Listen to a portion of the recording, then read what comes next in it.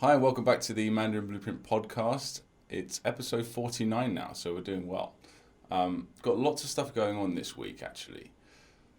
We're still working hard at the character expansion. We've pretty much done all of the hard work. Now just comes the long, boring part of actually putting it all into the system and creating the levels. But it's pretty exciting, I've got to say. Not only have we done an analysis of billions of characters, we've done an analysis of billions of characters to get what we think is the most accurate fluency list, taking into account not only the props, or rather the components, but also the compound words. And it would take, I want to do a whole podcast with Phil just to talk about the entire process, because it's been really exciting. Well, for nerds like us anyway. We're increasing the size of the course, if you don't know, by 150%. So it's currently just under 600 characters. We're going to increase it to 1,500. So we're adding 900 more. And with those 900 characters, because of the incredible work that was done by myself and Phil and another mystery person that's really helped us out with his big brain, you know who you are, we have, with those 900 characters, which is a lot, but we've unlocked way more useful words than we normally would have because of the just incredible analysis that we've done. So, put it this way, we've done the character order. The character order is ready to go. But we want to have the characters and words up at the same time. So we're going through and seeing exactly what words are going to be unlocked. We're less than halfway through the order, so we're about 400 characters into the order, and we're already up to 1,300 new words.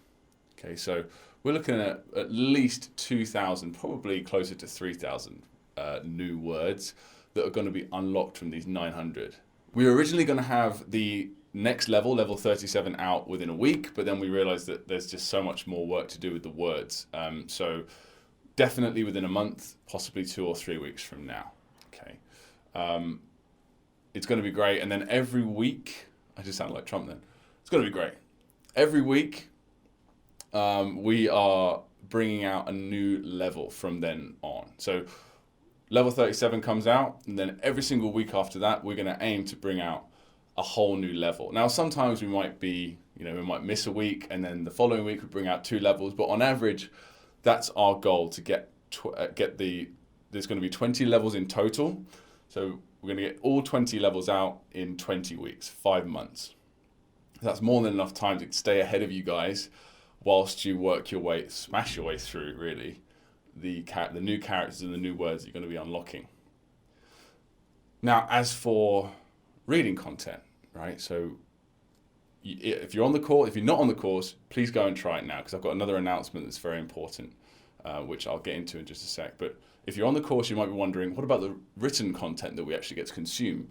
Conversations, dialogues, opinions, stories, these sorts of things. What we're going to do, so I guess we're going to call this phase 6. We haven't really decided that yet, but this next stage, this next 900 characters, this huge chunk that we're going to add on, I think we're going to call it phase 6.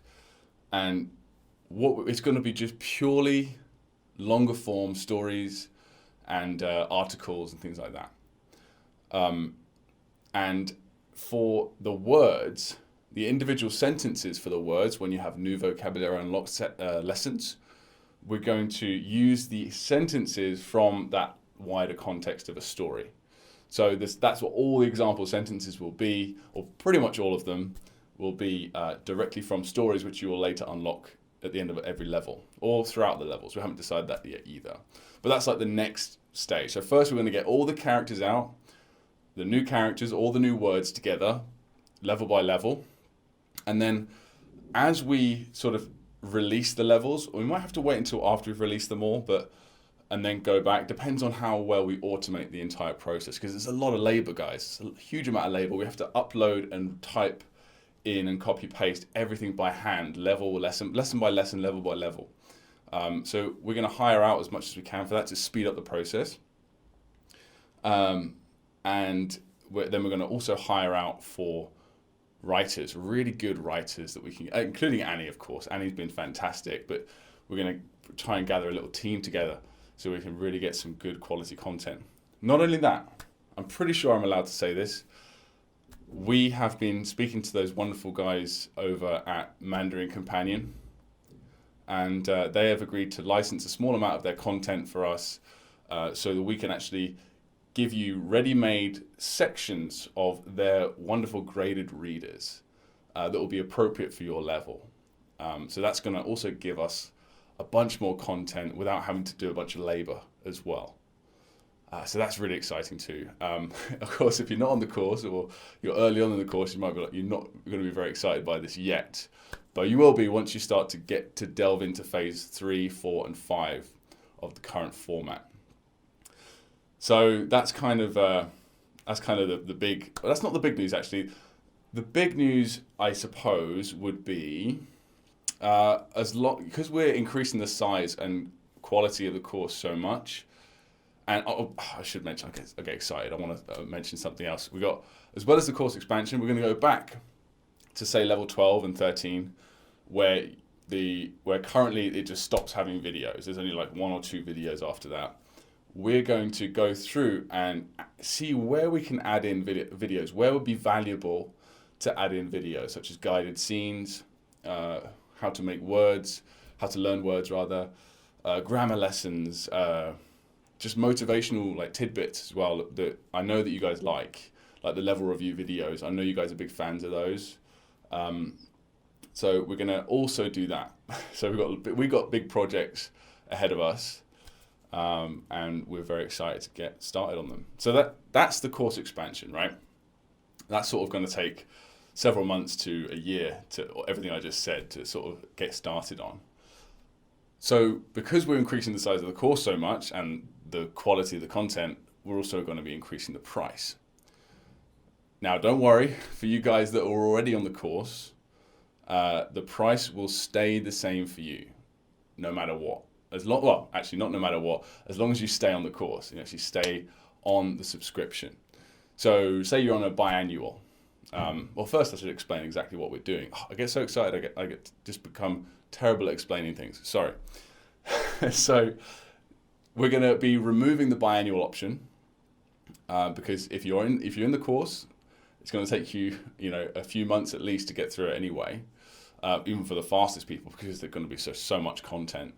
So we're going to have only 2 options now. Instead of monthly, biannual, and lifetime, we're getting rid of the biannual, getting rid of the lifetime.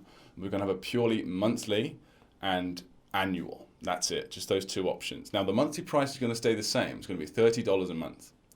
But the annual price, we originally sold biannual every 6 months, $15 a month. But we're going to be increasing that to an annual charge of $288. So that'll be $24 a month. Still worth way more than that, but that's the price that we decided to go for. We did a lot of calculations. We figured that will keep us going. No worries. So again, for people who are already paying for the course, of course, if you're a lifetime customer, you never have to worry about paying again. But if you're monthly or you're biannual, you will be able to stay on what you're paying right now for good, as long as you don't cancel. If you cancel and then come back, then you'll have to pay for the new price, right? So that's that. Oh, and the deadline is September 25th. So yeah, so we've got a good few days. Even by the time this podcast is released, you should have at least a week left before that. And we're going to send out a bunch of emails to remind everyone as well who aren't not on the course, but we have your email. We're going to be sending you emails just to, hey, get in there while you can. Fair warning, So yes, big news this week. Very excited. Awesome. So let's jump into today's content. As usual, we're going to go through the props that we've had this week. So we've got a couple of actors, we've got a couple of sets, a couple of cool movies, and some just general miscellaneous stuff. A lot of stuff about pronunciation actually this week. And a couple of just nice emails that we thought we'd share with you guys as well. So first, props. Now again, I always say this, I know, but just if you're not on the course or you're not quite familiar with how the course works, we have a memory palace technique for memorizing characters. And I would say, it's not the most important part of the course. It's all important. It's all vital. But I would say it's the most, it's definitely the most unique part of the course.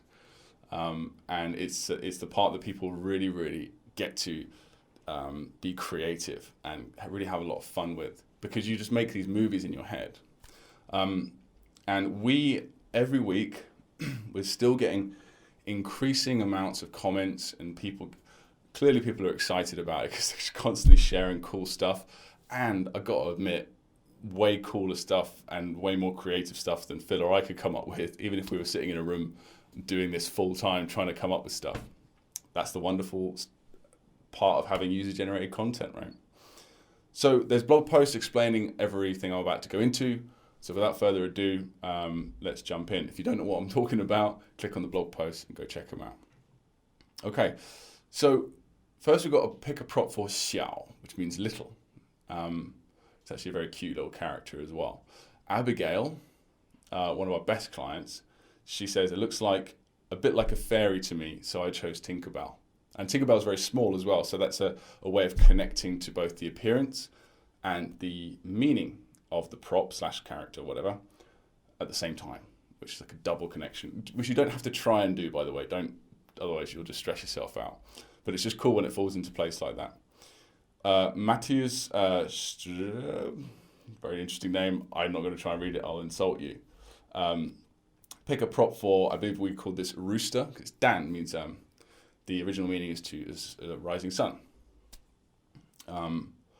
He's just said, yeah, this character it reminds me of a top hat. Go with a top hat then. And that's what I love about this method. That's what a lot of people like about it. It's just something that you don't like what we suggest, as long as it conforms to the general guidelines that we lay out, which basically is, it's got to look like what you choose, right? So for this, you couldn't choose, I don't know, a car. I don't know, it doesn't look like a car, right? It's got a sort of to you, it's got to look like that thing, or it's not really going to work. So he said it looks like a top hat. We do actually have another prop that is a top hat, and people often worry about that. They often contact us like, what if I go and I sort of venture off the beaten path and I choose my own prop for a certain character or a certain component rather, and then it ends up coming up later, or the prop I choose or the component I choose is already used. It's like, well, no big deal. You can just come up with a new one, right? It's no big deal at all. Michael on pick a prop for Jan, which means to occupy. A globus cruciger, imperial orb, is closely linked to occupy. And because of its round shape, just like a crystal ball, it's also a reminder of the alternative meaning of fortune teller. Okay, I understood about 40% of that. But that's the cool thing. Again, Michael, obviously that's a very specific to Michael's taste and something to do with Star Wars? I don't know. People are going to hate me for that. But yeah, I don't know what you're talking about. A lot of people might not, but it doesn't matter. And it matters that you find that memorable, and that's why it's awesome. Alina Dana Koroyan, pick a prop as well for Jan. Again, means occupy. Max Cavalera, Sepultura's vocalist for the song War for Territory. I mean, again, look at that. That's just so personal. Territory. So that's how she's related it to Jan, to occupy, as in, I'm going to occupy. Jan, this diva. I'm going to occupy this country or whatever.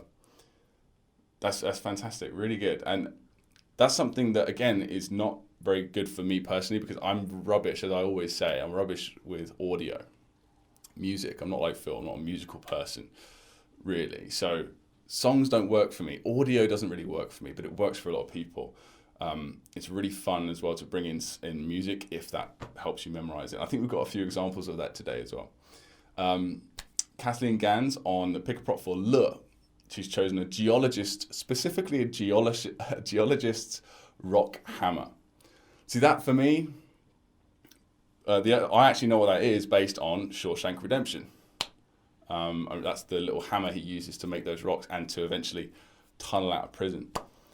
So that would work for me very well, actually, and it does look exactly like that.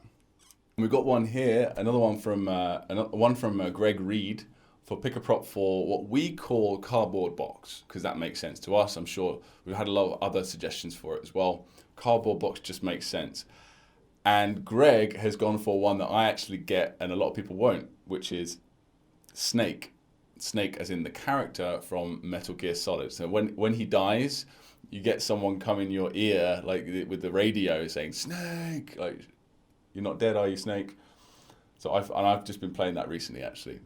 So computer games, again, I've said this before. This is to sort of justify my own time wasting, which I do a couple of times a week. It's like a guilty pleasure. Play a bit of computer games. They can help.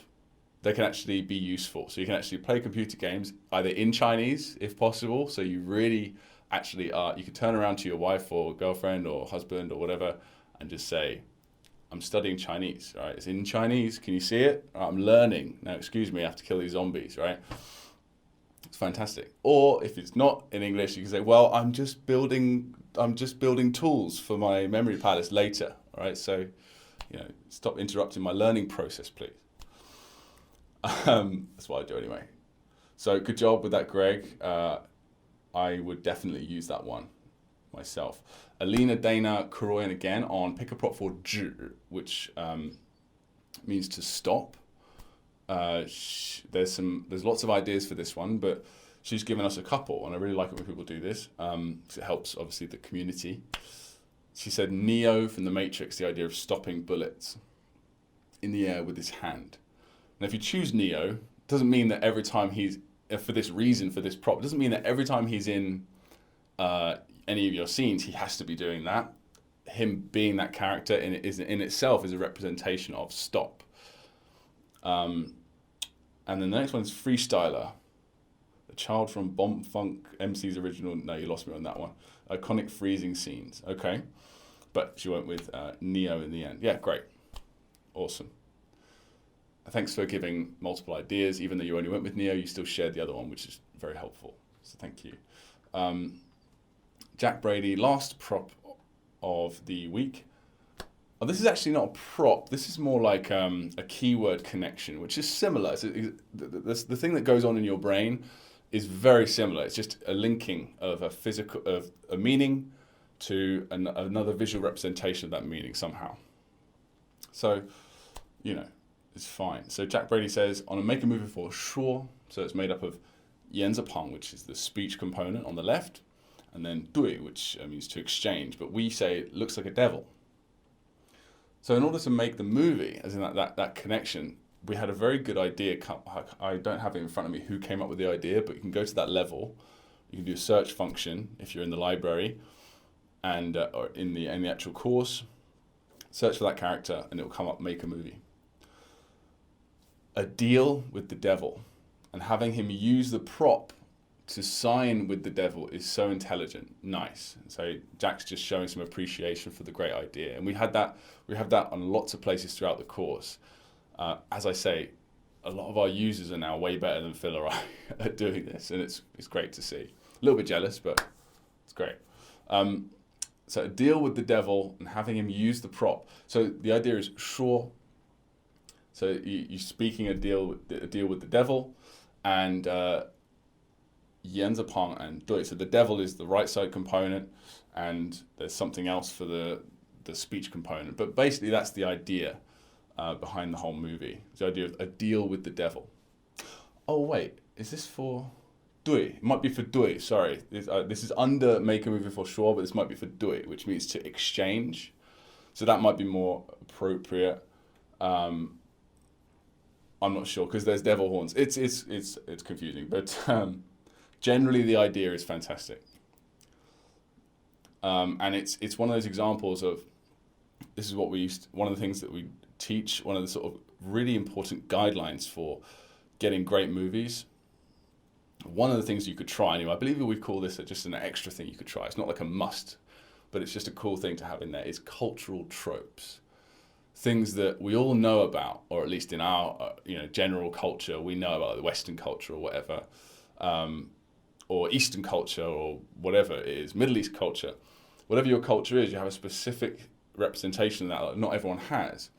So religious things as well, having like religious tropes as well. The idea of the devil, and God, and the deal with the devil, like Faustian deals and stuff like that. That's very cultural, right? It's not something that everyone might know about. So I remember we had this one is a bit over my head because it's nothing to do with my culture personally as a British person, but we had a Mexican student and she had a knife component and a rain cloud component.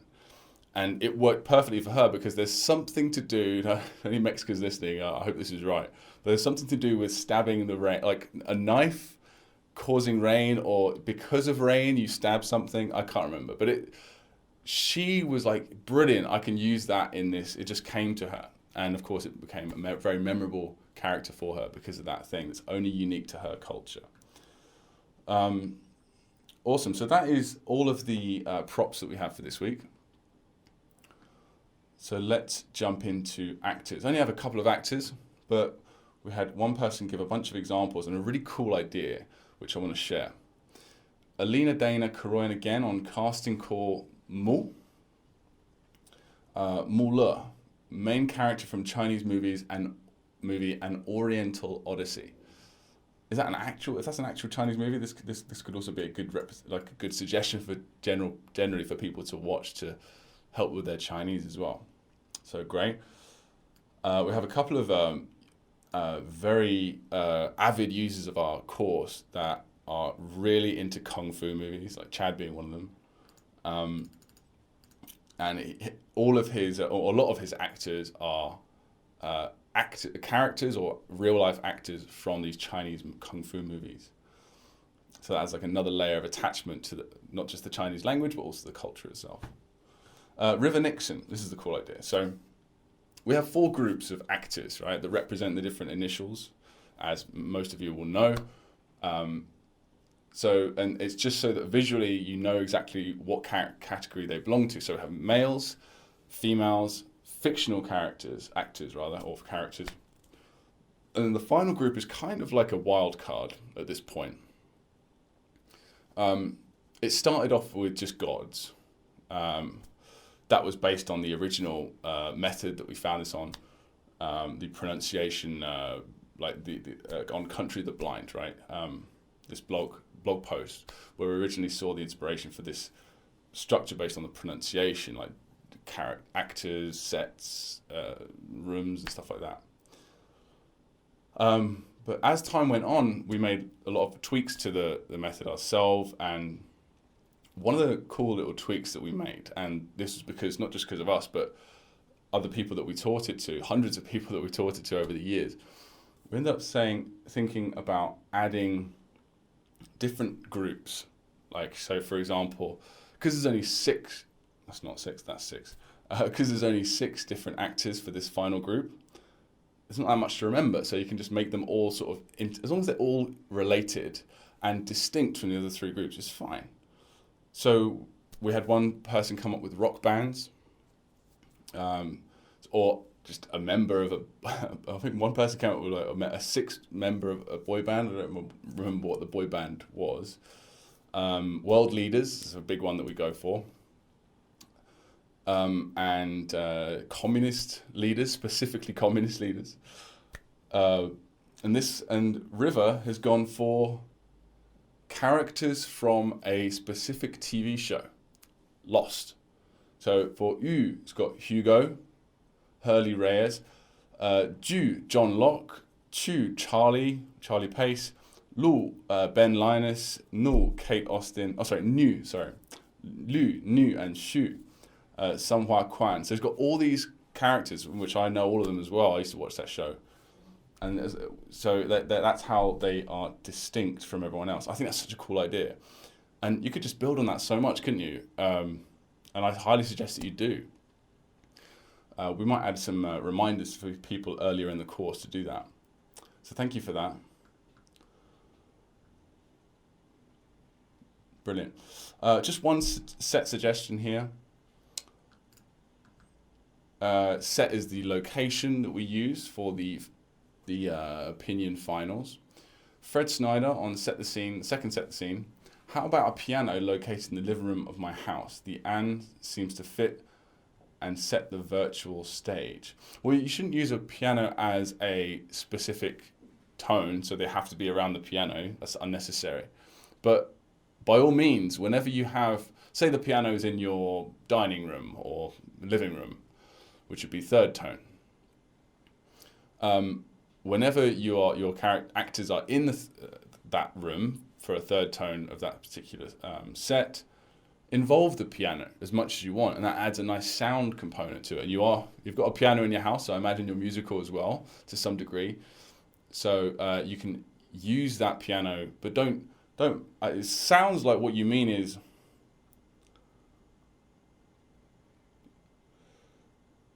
Yeah, it sounds like what you mean is the piano itself represents third tone or what have you. If I may be misunderstanding you there, but just in case, I thought I'd mention it. But yeah, involve that piano, involve the set, involve the room, involve the objects in the room, and that will not only give you more things to work with without affecting the scene, so it sort of gives you more props for free, without confusing your final conclusion, your final recall of that memory. Yeah, that's a good idea. Okay, so that's all for the actors and sets this week. Let's jump into the movies. So we've got 4 movie ideas this week, I believe. Let's jump into the first one. So this first one is for "yi," which means already, which, as you can imagine, is a fairly difficult and rather abstract concept to imagine. Not once you've gone through the entire course, by the way. If you're in the course, it's not that hard at all, because we guide you constantly on how to handle things like this. But you can imagine that to visualize the concept of already, it can be quite tough. So let's see how he does it. So for the cardboard box component, I had imagined a cardboard box with the top open on its side. Yeah. To help with telling the difference between "yi" and "ji" and "yi." Oh, do you know what? Greg, I talked about Greg doing Snake earlier, and I didn't explain why, what the hell that has to do with a cardboard box. Snake is, like, you play as Snake in the game. He is a the specialist of the special ops, and you're like a stealth guy, right? So he would often use you can use a cardboard box to hide yourself, and that's why he connected that to cardboard box. Anyway, so let's move on. So I had imagined a cardboard box with the top open on its side to help with telling the difference between "ji," which means self, and it's incredibly similar, as you can see, and "yi," which means already. Completely different meanings, very similar appearance. I incorporate part of the fish hook, which is a component. Yeah, that's another thing that can be tough about this, is that "ji" and "yi" both have exactly the same 2 components, just slightly different positions. So it'd be like this from your point of view, wouldn't it? So it's sort of like that, and then that. it's just such a small difference. So the bottom part is fish hook, and he incorporates that into the cardboard box, which is an Amazon package with but he makes the cardboard box have a small opening as if someone already tried to open it. So he slightly tweaked the prop, and that is also the keyword connection. I like it. If you've got enough attention to detail within the actual scene, so maybe you could do like a close up of that, I think that would work really well. When I think of already, I think of here's one I made earlier. So I think of like someone bringing a hook out of maybe a famous chef or something, bringing a hook out of the box, saying here's one I made earlier. But works really well. I think yours is a good idea too. The next movie we have is from Kathleen Gans on Zhi. So she was, Rang, I apologize. So Rang, which is Yan Zipang and Shang. So the speech component, and Shang, which means above. So let's see what she's got with that. Ricky Gervais, so Rang was an R, so that's going to be Ricky, as the actor is in the bathroom. It's the 4th tone, so it's the bathroom. He's drawing a bath. He stops and giggles as a line of ducklings are heading toward the tub. He picks up his loudspeaker or microphone, that would be the speech component, and points to the ceiling above so everyone can hear, "Make way for ducklings." He makes an exaggerated step away from the tub to yield to the ducklings as they hop one by one into the bathtub. Very nice. So sheng would be, okay, so sheng, I guess you're referring to the ceiling. I'm not sure what the bath or the ducklings have. So the ducklings are clearly directly related to the keyword. So although they're not obviously directly related, so I think it could still work. And the ceiling, is that like a separate? I'm just not seeing it. You didn't clearly label what is your prop for sheng. What is your prop for this, and what's your keyword connection? So it's a bit hard for me to see it. I like the whole concept. It's very funny and entertaining. It's very simple, actually. Make way for the ducklings. The ducklings come through. But you're pouring a bath and you're pointing to the ceiling. I'm not sure. It might be too much going on. It might be bringing up too much stuff that's not quite related. But overall, I like the idea. I like that it's entertaining. But make sure that if the ceiling is your prop for sheng, then it has to stand out from just a ceiling, because every single room has a ceiling, right? So you might recall that later on. You might think, what was he doing? What was he pointing at? And there's nothing there. You might forget that it's sheng. So maybe have a certain material or color that is always the ceiling when it's sheng, or something else that relates to on or above. And why ducklings specifically, I'm not sure. I guess that's kind of a common trope as well, isn't it? Sort of ducklings crossing a road and everyone's stopping for the ducklings. Yeah, I can see that. The next one here is Alina Dana Koroyan on Make a Movie for Mian. This is giving people a little bit of trouble because not only is Mian a very unique character, but there's also been some disagreement or various different suggestions for what props are actually in this. And this is one of the examples where we actually agree more with the suggestion from you guys than our original suggestion for the props. And you can see the comment where we actually addressed this in a previous podcast together. But Alina says, I stumbled for a bit because of the 100 difference problem. That's the 2 different sets of props. But after watching your comments from the podcast, I decided to still go with the 2 props alternative. That's our original one. So we originally said, okay, let's have Bai 100 and Mo, eyeball. I'm sure after some repetition, this will remain anyway into my memory, but just to get really sure, I came up with this. My 100 prop is connected with a 100 lei banknote. That is Romanian money, by the way. So in this particular case, I emphasize it is a new, never folded banknote, while in general, other old banknotes are folded and unfolded many times, so they have a horizontal stripe in the middle. It seems so complicated because the many words I just used to describe it, but in fact, it comes easier directly into the image. The 100 lei banknote is in my scene for a prize for the winner, and the winner claims it to be a new, perfectly beautiful banknote. Lovely. I'm not sure how that last bit relates to Mian exactly, but that might be a continuation of a previous comment, or so I'm just missing the point, which I sometimes do, right?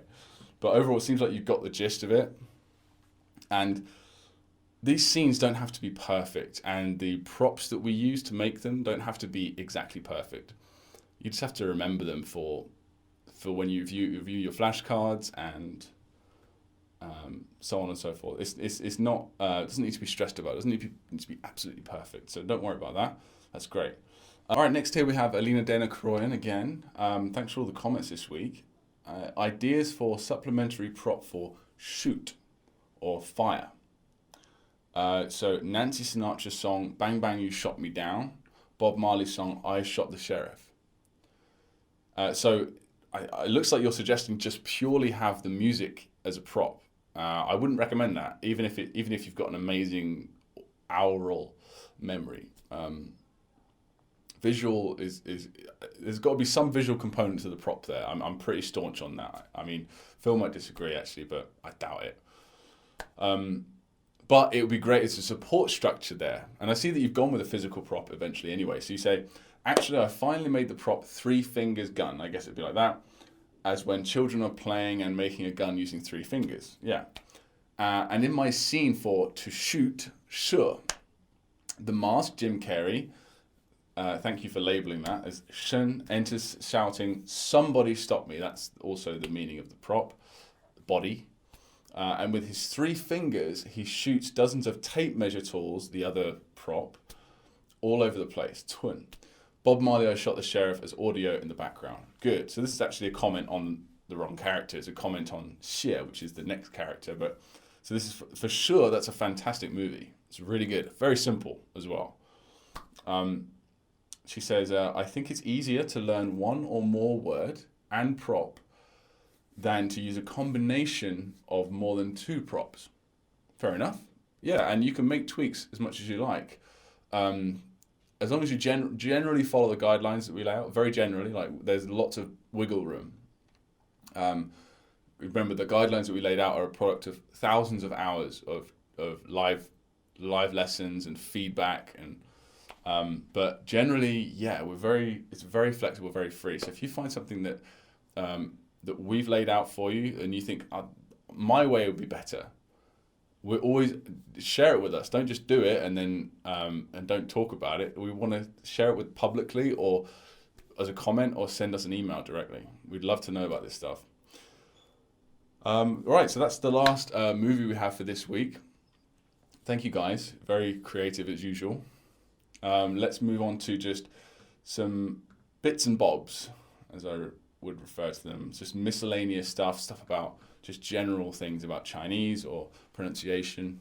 So let's have a little look. So Evelyn Rydell on simple final A introduction. For some reason, this one gives people a lot of trouble. The because there's 3 different A's. It gave me trouble too. I could do it, but I didn't realize that there were 3 different pronunciations. This one confused me too, as it sounds as though you are saying a short A when you say the word cat, but then the long A when you say ba. Thanks for clarifying. Yeah, so I think I did this a couple of podcasts ago. I say there's the Chinese A, the most common A pronunciation is very similar to that of cat, ta, cat. But then people would say, well, that sounds different. The A in cat sounds different from the A in ba. I'm like, well, I guess. I mean, slightly, but the difference is so minimal. I think I rephrased it. I think it's better to rephrase it as the closest thing to in English is that of cat. So, but yeah, well, that's why we do these podcasts. It's not just to keep in touch with you guys. It's also to add in video content that clarifies people's comments. So I'm glad that helped, that explanation. Now here's an interesting question from Chad. Chad Wrestler for 听见, which means to hear someone. In the first sentence, which you guys can go check out if you're on the course, we give example sentences for every new word, made up of words and characters that you already know, so you can read everything, or almost everything. We don't want to make it too easy for you, so there's no like thrill of discovery. In the first sentence, would it have been equally correct to use 可以 instead of 能? Right, so let's have a look at the sentence. The sentence is 你能听见我说话吗?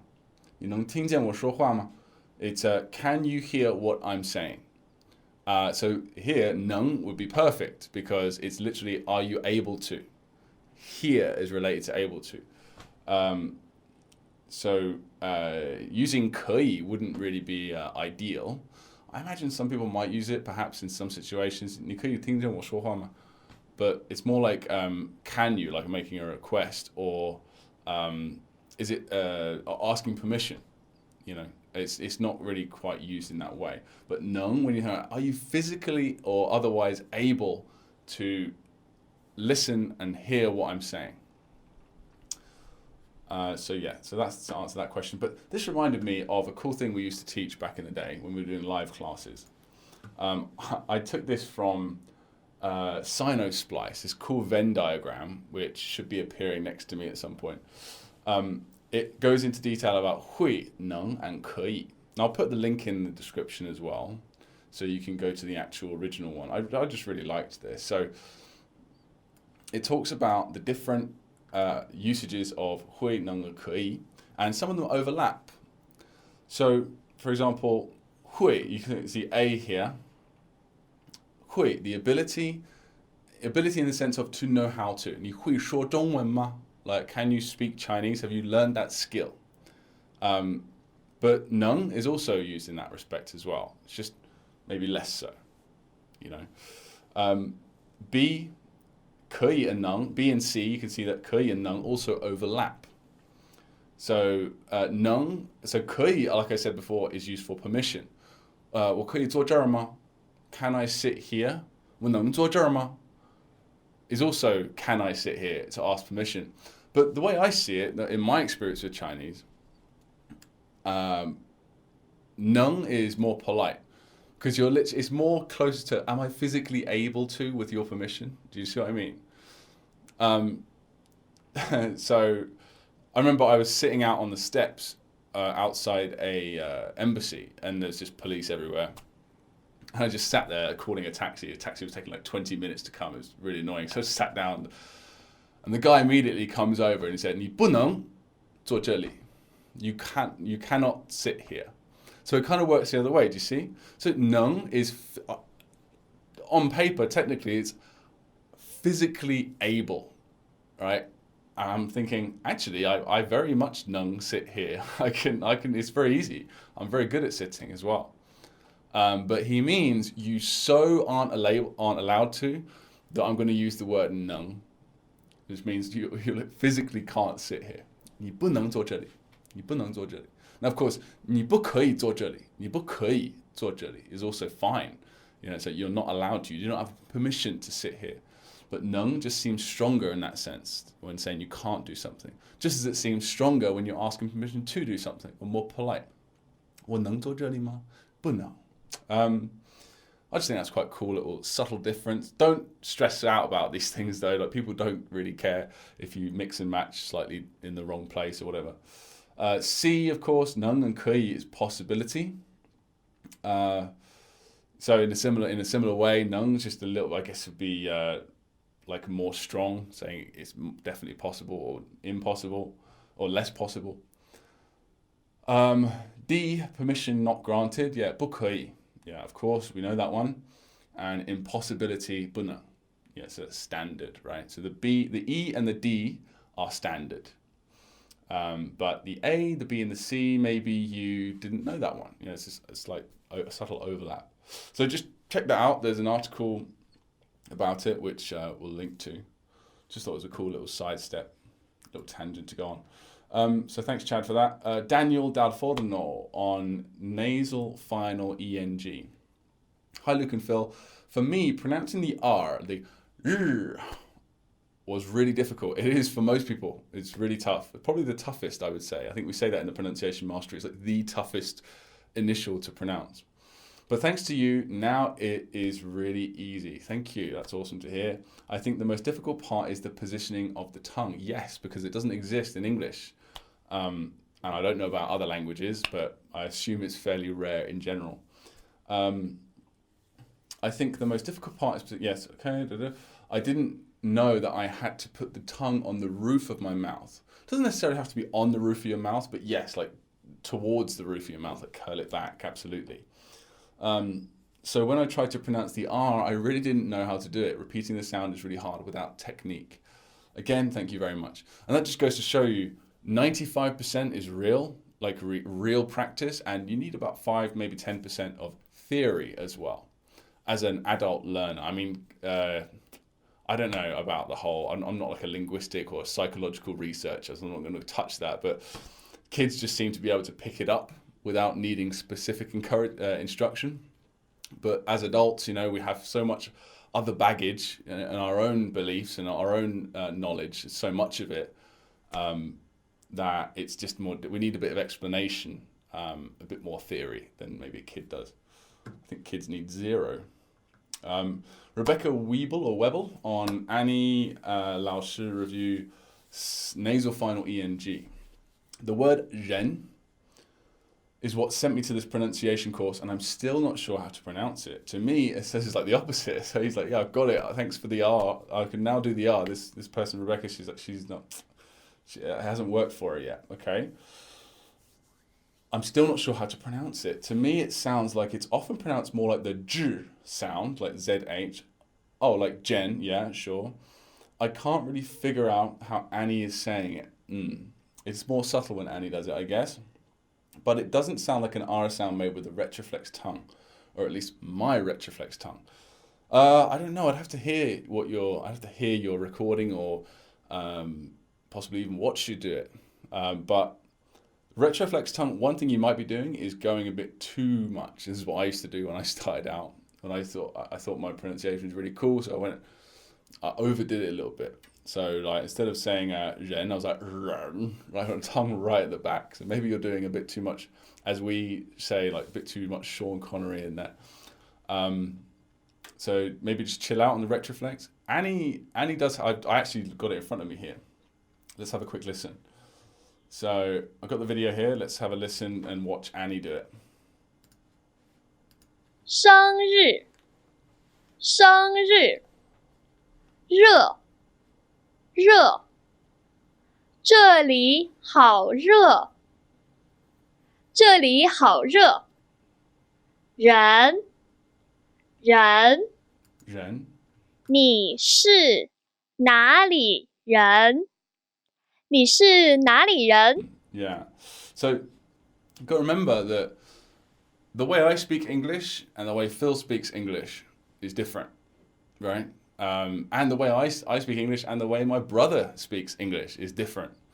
There are subtle differences between the way people speak within the same language, even within the same dialect. You see, because people are different. People have different sized mouths and cavities and tongues and teeth and all that stuff. So there's a difference between the way Annie says it and the way I say it, and I don't think that's because I'm not a native speaker and she is. Like I know, like for example, you'll hear my wife say "ren" and it sounds more like a "ren," and she's saying it. For me, it sounds slightly more like a "ran," more like an A towards an A. Still an E, of course. I'm not criticizing her. Goodness, I don't have that much hubris, but. That's one thing I wanted to point out first, is that there are slight differences just between even native speakers and whatever.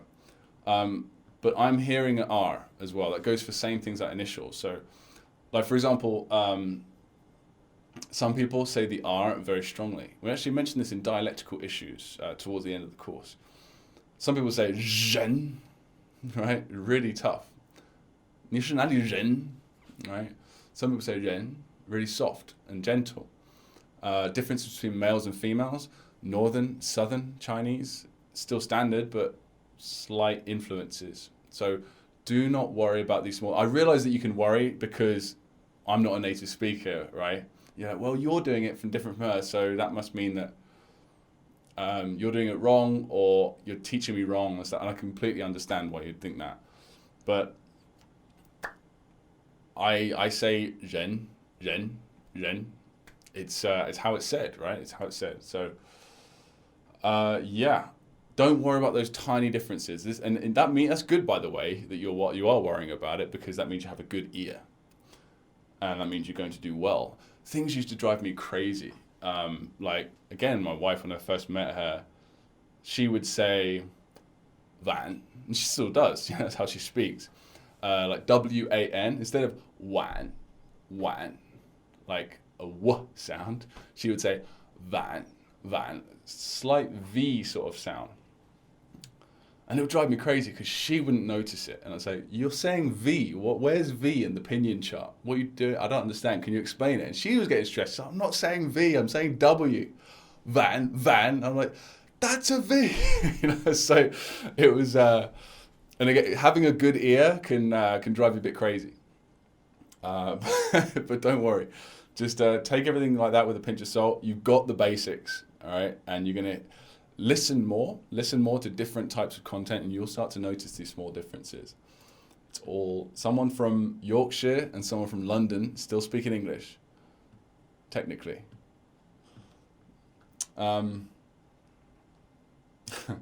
Good. Fred Snyder on another nasopharyngeal en.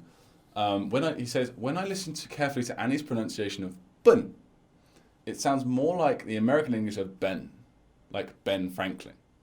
I hear your pronunciation more like bun, the pastry, like bun, right? Am I hearing correctly? And again, you probably are. There is probably a difference. Let's have a look. Okay, well, let's listen to Annie's video. I say it like this. 笨,他们很笨. 嗯嗯嗯嗯嗯笨笨笨笨们他们很笨。很笨. So, I mean, I think we're pretty similar. Again, there'll be lots of small differences between sexes, between dialect. Like she's from the south, and you'll probably hear a slight difference because you've probably got a good ear too. You'll hear a slight difference between her and when my wife says it. You know. And again, it could be frustrating, but just remember, stay positive. It's a good sign. But thank you very much for the message. Brilliant. So we've got an email here. I believe it's an email. Yes, from Brian Long. And he says, I lived in Chengdu from 2013 to 17 and I loved it over there. It is great here. I'm planning on sticking around here for at least another 3 years. Unfortunately, I had to move back to the States because my father was sick. Sorry to hear that. Since being back, I felt like I had some unfinished business with improving my Chinese. While in Chengdu, I studied vocabulary through various apps and could get by at the store, in a taxi, etc., but was intimidated by tones and characters, as most people are. So I didn't really learn them, as most people don't. I also spent way too much time at places like BNest, Tag, Hacker Bar, and on apps like Tantan. Tantan? What's that? Anyways, I hope to return to Chengdu one day, so I'm continuing my Chinese studies. I stumbled upon your program last week and I love it so far. I'm now enjoying the process of learning characters and tones, so thank you. And you notice that, thank you, Brian. Our pleasure. I hope you keep going with the course. Keep in touch as well. We love to hear updates from people's progress. That goes for you listening as well. If you haven't contacted us yet, or you haven't contacted us in a while, just to let us know how it's going, please do. We love hearing from you. So yeah, first of all, Chengdu is awesome. If you're coming to China, stop by Chengdu just for a couple of days, at least a couple of days. You know, see the pandas at least. And it's a great place to live. Probably the best place to live in China, in our opinion. Admittedly biased opinion. I'm now enjoying so one thing I want to mention about this is that's a great point about characters and tones. Brian mentions characters and tones together, and they do actually go hand in hand when it comes to our method of learning. Because you're mapping out visually using incredible, proven to work mnemonic techniques that are used by memory athletes to map out every aspect of the character, including the pronunciation, or at least its main or at least most common pronunciation. So fourth tone is visually the bathroom or the back garden. First tone is visually outside the front entrance. There's no arguments. That's of course that's first tone because I'm out in my front driveway next to my car.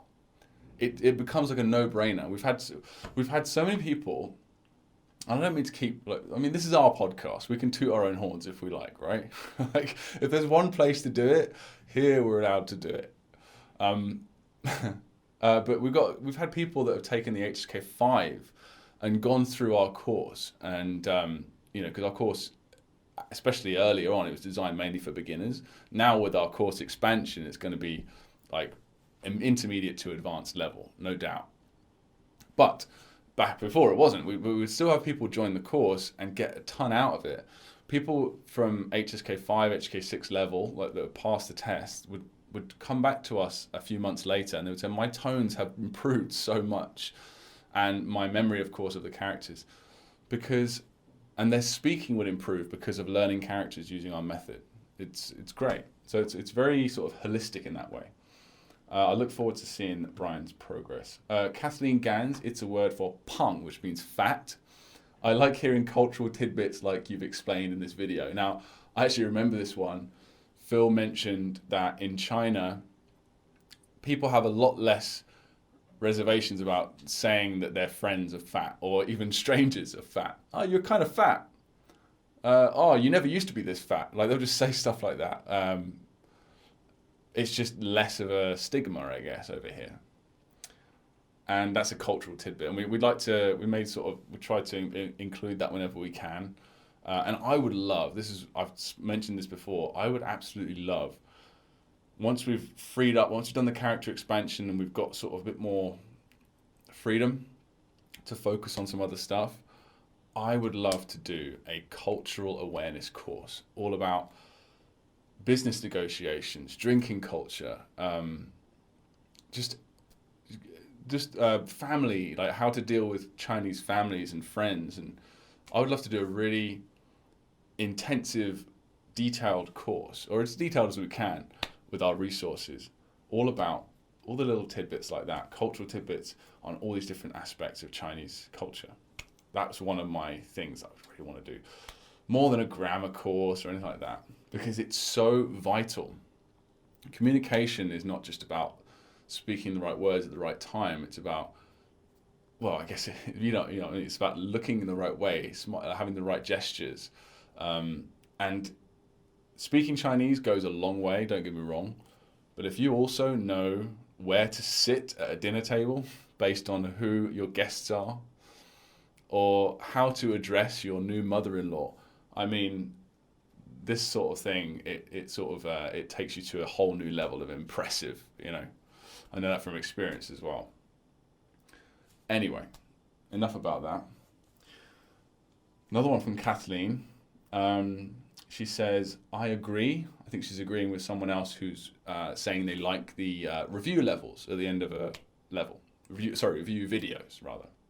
It's just awesome to finish a level and have someone tell you how great it is to have come this far and to keep going. Yeah, I agree. I think it's a great thing, a great addition to the course, and we want to add more of that as well. So every level, we have one video for all 36 levels. At the end, what have you learned? What are you going to learn next? And how awesome are you for coming this far? And the levels are going to get a lot bigger as well. This is one thing I didn't mention at the beginning of today's podcast. The levels are going to get big. At the moment, the levels have like 20, 25 characters and all their associated words and sentences and reading material and all that. They're huge anyway. But we're going to be the next 900 characters and several thousand words. So currently it has 600 characters, right? Just under 1,000 words, and that's 36 levels. The next expansion, which is going to have 1,500 characters, 900 more characters rather, and several thousand words. That's only 20 levels. So the levels are going to have like 70 or so at the end, 70 characters per level. So you're going to need some motivation as well, even though you'll be smashing through it much faster than you were before. We'll probably include at least one, if not several, motivational videos throughout each level. So I'm glad that helps. Our instincts were right on that one.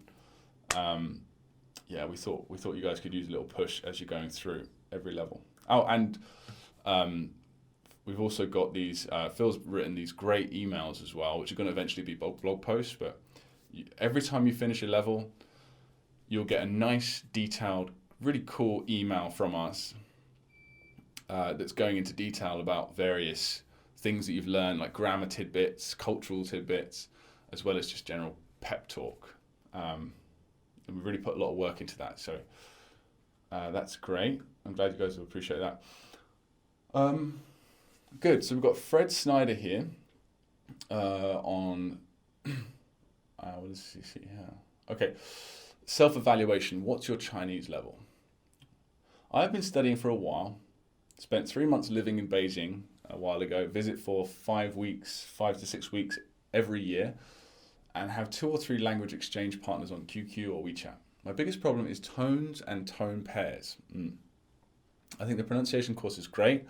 Realised that my tongue positions for several finals were wrong. Memory technique is fantastic. I guess you mean the Hanzi method. I am able to text and have basic conversations in Chinese, but need to increase my active vocabulary. The wasteland of the intermediate. Yes, it can take a while to get through that intermediate stage if you don't have the right methods in place. When I first started, I emphasized reading, grammar, and learning characters. Good idea. For me, the main value of these courses is learning the memory techniques. My goal is to be able to read more Chinese books and understand Chinese TV and movies to reach HSK 4 level competency. Fantastic. Yeah, well, keep going through the course and the expansion, and you will. Keep listening whilst you're listening, and just constantly listening. Listening. That was the key for me and Phil. Because listening is like what we call the easy win, you know. There's a lot of good news about listening and bad news as well. The bad news about listening is that it's the most difficult to learn of the four areas of language, you know, listening, reading, writing, speaking. We think it's the hardest and takes the longest time, rather. That's what we should say. No, it takes the longest time. But the good news is that it's the easiest. Sorry, I messed that up completely. I was supposed to be really profound. So yeah, the bad news about listening is it takes the longest time to get to develop, and you can't fake it. There's only so much nodding and smiling you can do before they figure you out. And but the good news is that it's easy to do. Just stick Chinese that you can mostly understand or sort of understand in your ear, and you can do that without causing car crashes, whereas you can't read, or so. That would be my golden tip for you, Fred, would be listen more and continue to explore. Explore constantly new listening stuff. Pile it into your phone and just constantly be moving on to new stuff. Put Chinese in your ear and read it at the same time as listening to it if you can. That's a bit more inconvenient and it's tougher to find that material. But Link, Lingq is great. That's one of my favorites. I still use that every day. Reading the second book of Game of Thrones right now with that. But there's loads of listening stuff on there too. And we have a bunch of listening stuff. I should have mentioned us first. I'm not a very good businessman, am I? Oh yeah, we've got loads of awesome stuff too. But here, go for this other business. We've got loads of high quality native male and female audio for all of our flashcards. All of them. Every sentence, every paragraph, every story. We've got these ebooks that are interactive as well.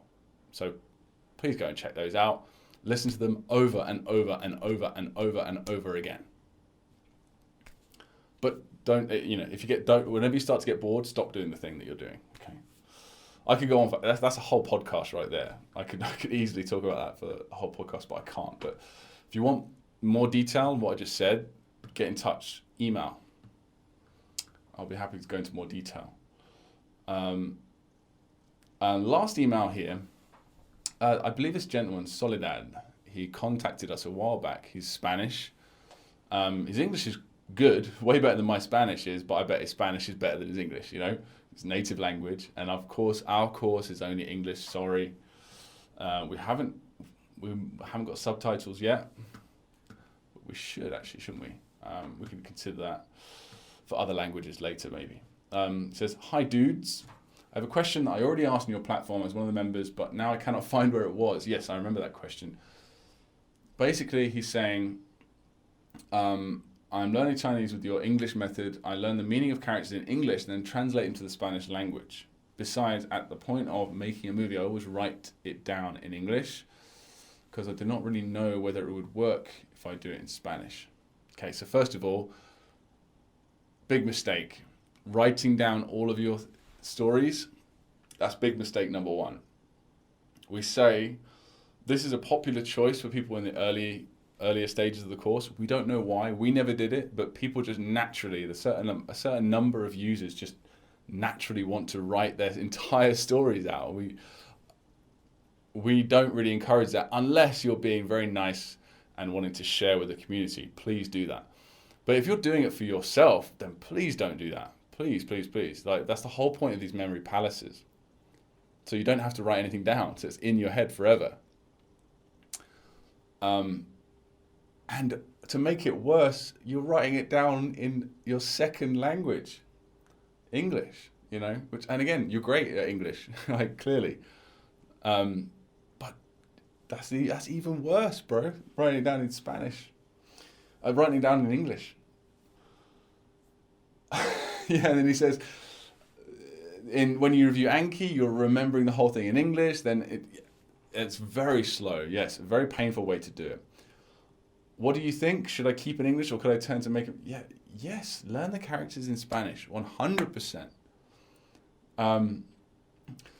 The meanings of the characters, yes, that's important. Make sure you translate it correctly.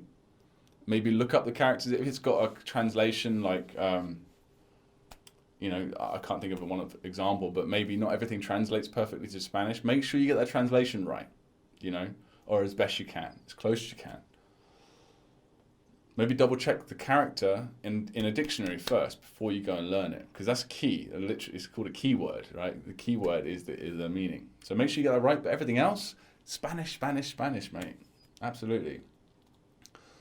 And we said I would not. Yeah, we mentioned in after level 5, do not write down your movies to learn a character. And I'm confused about this point. Don't I need from now on to write down movies to learn a character? I do not do it. I have a feeling I'd not memorize the whole story. Again, this is a common thing that a lot of people have. You're not alone in this. But do not write down your stories. Trust the power of your brain and your memory. These techniques work. We didn't invent them. They've been around for thousands of years. And they've been made very popular over the last several decades by memory athletes. These guys can memorize hundreds of digits of pi in minutes using the same techniques, decks of cards, all this crazy stuff. And they're not that smart. Some of them, of course, are, but they're not relying on their intelligence to do so. They're relying on these techniques, the same techniques that we use for this method. Now, I get writing down notes possibly early on, but that's why we've got Anki cards for every single aspect of the method. Actors, sets, props, everything has a separate flashcard, just in case. We never needed that, and a lot of people don't, but we just added that just in case you wanted to use it. Okay. So yeah, make your study. Here's what you need to do: stop writing down your characters, trust your brain, follow our instructions clearly as closely as you can, whilst also having a bit of your own creativity too. Learn the characters and then review them. And the next day, see how much you remember of the characters. If you are consistently not remembering certain aspects of your characters, like the pronunciation, the meaning, etc., let us know. Get in touch then. But if you follow our instructions, you shouldn't have that issue. Because these techniques are proven to work, and they do work. I've learned 3,000 characters. I learned 3,000 characters in 6 months without me teaching me, right? And I'm not that smart, trust me. So, yeah, that's all I would say. That's all. You're doing great. You clearly had a break from learning and you come back. But you got to relax and trust the method. I know it's hard to say trust the method when you don't know if it works yet. I know it's kind of a catch-22. But give it a shot, gamble a little bit, and it will pay off. Yeah, and again, get in touch personally. You're commenting on the course right now, but this is I'm going to email you as well because this needs a quick response. If you want a really quick response, email us. Yeah, so that's all I have really today. That's the last email. Thank you very much, guys, for that. I'm really excited about what's going to happen over the next few weeks. Very excited indeed. Keep the comments coming. podcast@mandarinblueprint.com or contact@mandarinblueprint.com. Get in touch if you have any issues or questions or comments or whatever. Okay? Always happy to hear everything, and we always respond and read every single email. Respond to every single email. All right, guys. I'll see you in a couple of weeks. See you. Oh, man. Fucking hell. I was so close then. Seriously, my brain today. All right. Sorry, Lenka. I'm going to just do the whole sign-off bit again. So please cut away. After I've answered Soledad's question, please cut away back to me.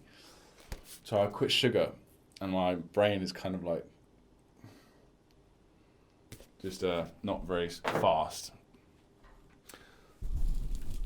Okay. All right, guys, that's the last email I had this week. So thank you very much. Keep them coming as well.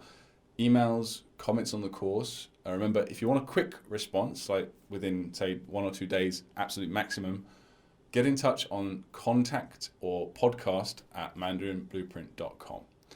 And thank you very much again for all of your stuff this week. I'm very excited about what's going to come over the next few weeks or so. The course expansion will be out very soon. If you haven't signed up for the course, go and do so, because the price will be increasing on September 25th. All right, guys. Thanks very much. I'll speak to you soon.